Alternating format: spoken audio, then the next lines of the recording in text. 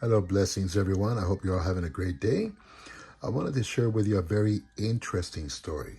I hope you guys get something out of this. Very, very interesting. Now, it's from the Old Testament. The people of Israel had just got into the promised land. God had shown Israel the promised land, but they failed to follow God's orders in conquering it.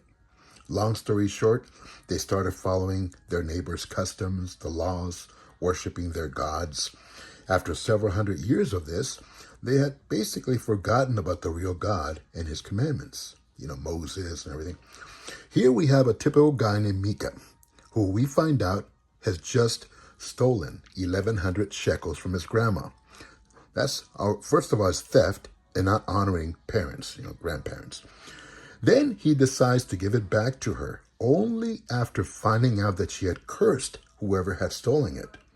The dude had a fear of the curse instead of fear of the Lord. That's not good. Now, the grandma neutralizes the curse and turns out blessing him. In gratitude, check this out, she dedicates part of the silver to the Lord and made an idol out of it.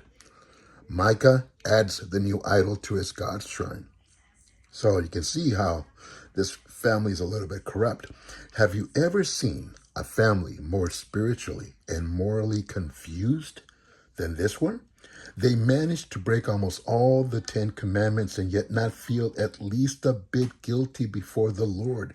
In fact, they thought they were serving the Lord by the bizarre things they did.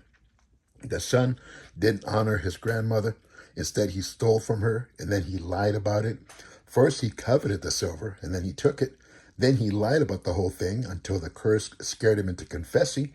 Thus, he broke the 5th, the 8th, the 9th, and 10 commandments, and he broke the 1st and 2nd commandments by having a shrine of false gods in his home. And according to Proverbs 30, verse 8 and 9, when he stole the silver, he broke the 3rd commandment and took the name of the Lord in vain, breaking 7 of the 10 commandments without leaving your own home is quite an achievement, actually. It's a interesting story how corrupt people were in those days, and kind of points out how many people nowadays may be equally corrupt, thinking that they're doing good with God, thinking they are, and turns out that they're worshiping false gods, taking his name in vain, a lot of things wrong.